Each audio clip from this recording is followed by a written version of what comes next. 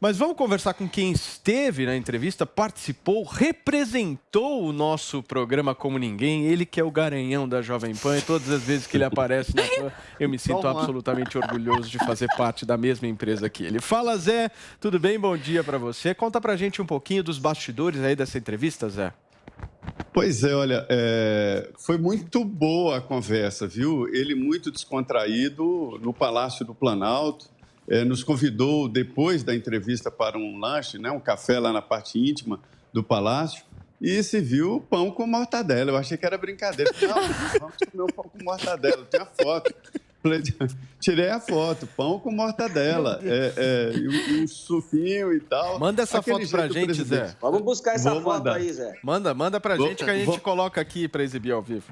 Tá certo.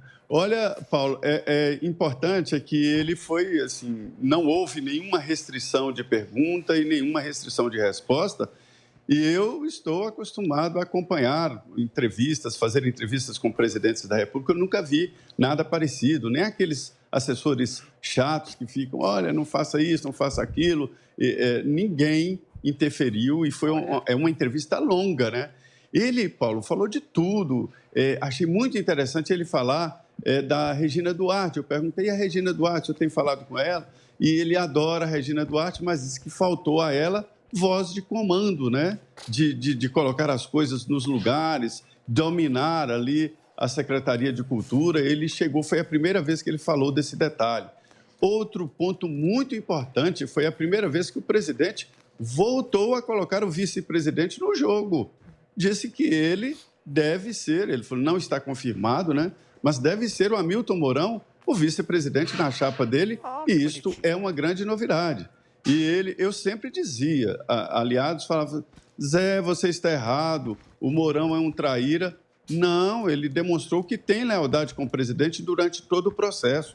Me disseram líderes no Congresso Nacional, em momentos difíceis, que procuraram o Mourão e que ele não aceitava nem iniciar conversa sobre impeachment. Porque o impeachment, na verdade, é a eleição indireta pelo Congresso Nacional do vice-presidente. Deixa eu te perguntar, não tinha uma história do Mourão ser candidato a senador? Tinha. O presidente falou que já conversou com ele sobre isso e o apoiaria na candidatura ao Senado, mas disse que ouviu dele que não tem muita paciência para a política e tal. Então, ele voltou ao jogo ontem com essa entrevista do presidente Jair Bolsonaro. Foram muitas novidades, né? Falou de partido político. Vale a pena acessar exatamente esta entrevista para acompanhar vários detalhes. Uma entrevista longa.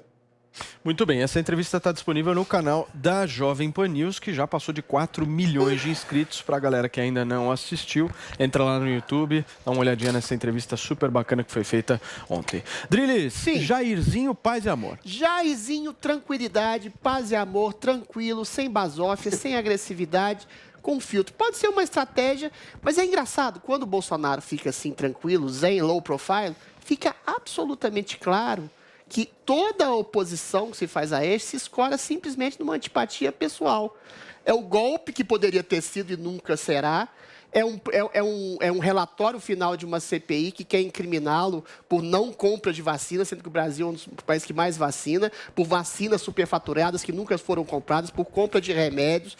É a facada que dizem que ele inventou de uma maneira ficcional. Ou seja, toda a oposição que se faz, aguerrida, mais incisiva, que quer derrubar Bolsonaro, é uma oposição baseada em rigorosamente ficção, rigorosamente mentira. Se fosse uma oposição só ao presidente, tudo bem. O problema é que essa oposição sistemática e esquizofrênica, baseada em mentiras, se reverbera para aglutinadores seus, para apoiadores seus, para pessoas conservadoras, que eventualmente são perseguidas, caladas, sufocadas.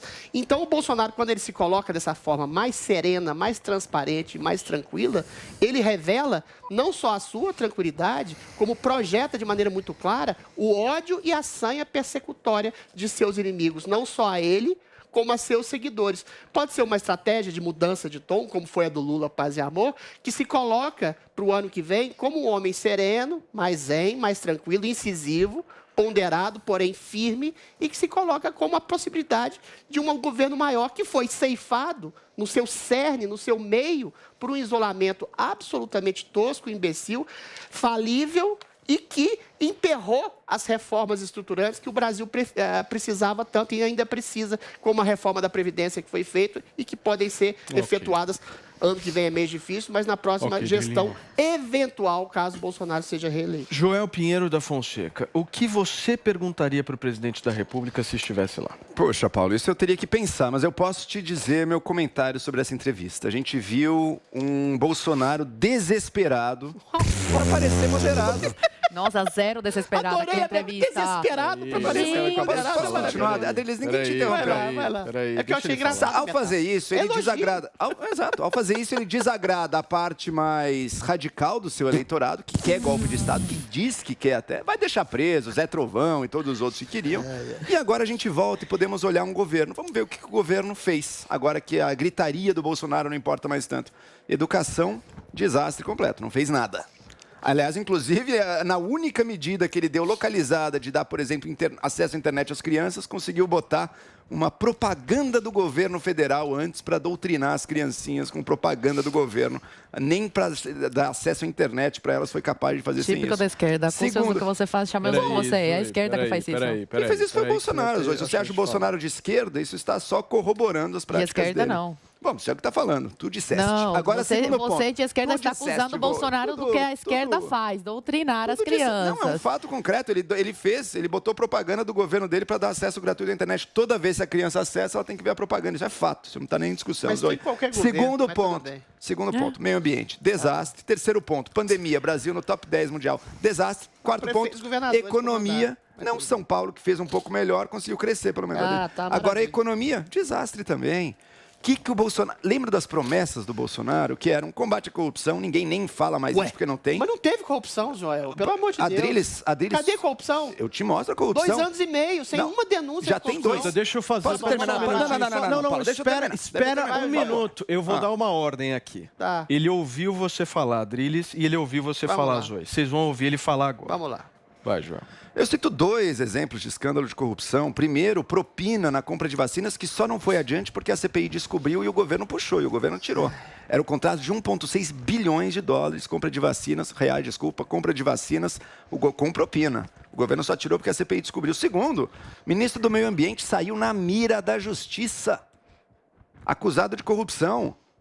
Governo sem corrupção é piada, né, gente? Mas não foi condenado. Ok, o mensalão só foi condenado 7 anos, 8 anos depois que aconteceu. Não é na hora que se dá a condenação, né? Mas espera aí, falar que é sem corrupção é muita pouca vergonha. Por fim, na área econômica, que o governo prometia também mudanças, a gente tem do próprio Paulo Guedes, dizendo que as reformas, as privatizações são para daqui 10 anos.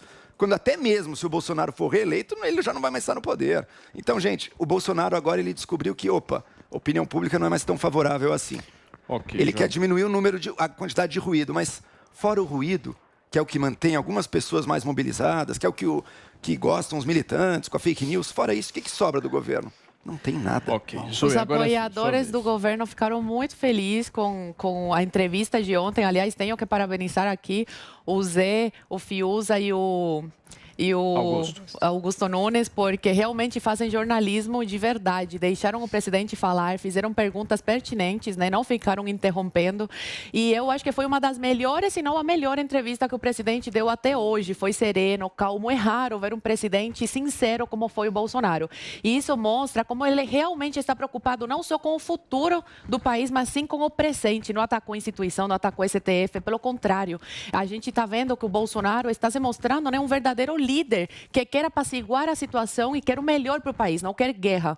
Diferentemente da esquerda, que ataca e acha que sempre o que o presidente faz é ruim. Se ataca, é ruim. Se não ataca, se recua, é ruim também, né? A gente vê no discurso claro do Joel. Peraí, só um minuto. E outra coisa, como uma pessoa que vem de uma ditadura, e eu reafirmo e vou bater sempre nessa tecla, apesar que falam que eu sou repetitiva, gente, falam que ele é ditador, mas você mostrou realmente que ele não é ditador. Eu queria um presidente assim para o meu país, que lá em Cuba, diferentemente do Brasil, é uma ditadura, e não tem um presidente como o Bolsonaro que escuta a imprensa, fala com a imprensa, né? E quer o melhor para o país e escuta críticas. Joel, agora sim. Eu gosto dessa militância, né? Só o presidente falar manso que todos elogiam. Olha que moderado. Aonde estavam esses militantes quando o presidente ameaçou de não ter eleições em 22? É isso que eu gostaria de saber. Agora, a pergunta é a seguinte. Eu, aliás, inclusive, queria falar uma coisa boa dessa entrevista, da fala do Bolsonaro.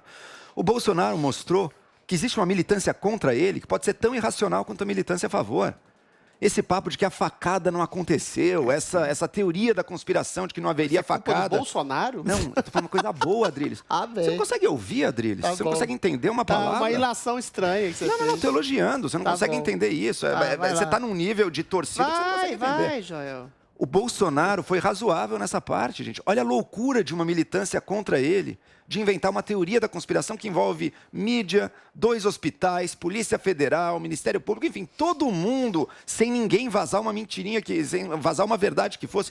É óbvio que a facada foi real. E a gente vê que até mesmo o Bolsonaro adota a posição razoável de dizer, olha, gente, é claro que aconteceu. Não é porque você está contra o governo, fazendo uma militância contra ele, que você está razoável. Mas aí, existe uma Joel, militância contrária ao governo que é tão irracional quanto a militância a favor. Essa militância que, se você pondera de maneira muito razoável, que é irracional contra ele, se estende a todas as outras acusações que você também faz e que reverbera uma militância histérica contra o Bolsonaro.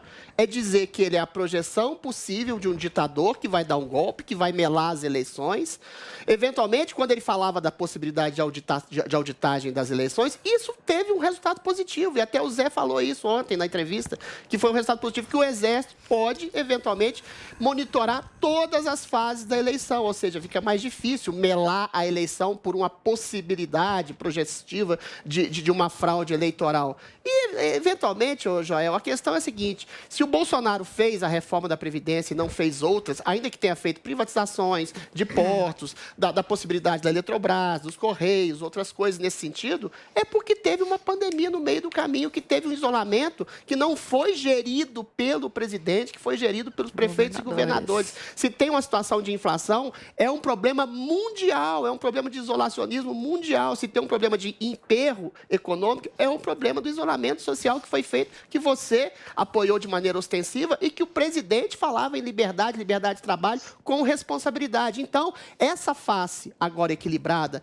que é alternada com alguns momentos mais agressivos do presidente, é exatamente o que dá aso a que pessoas eventualmente façam esse mesmo tipo de oposição histérica que você colocou tão bem em relação à projeção da possibilidade de uma facada armada, como de a projeção de um ditador, de um sujeito que vai melar a eleição, que vai dar golpe, Adriles, que não comprou vacinas, que não fez um ato de corrupção. Eu preciso falar com o Vini agora. Vini, você quer fazer uma pergunta para o Zé?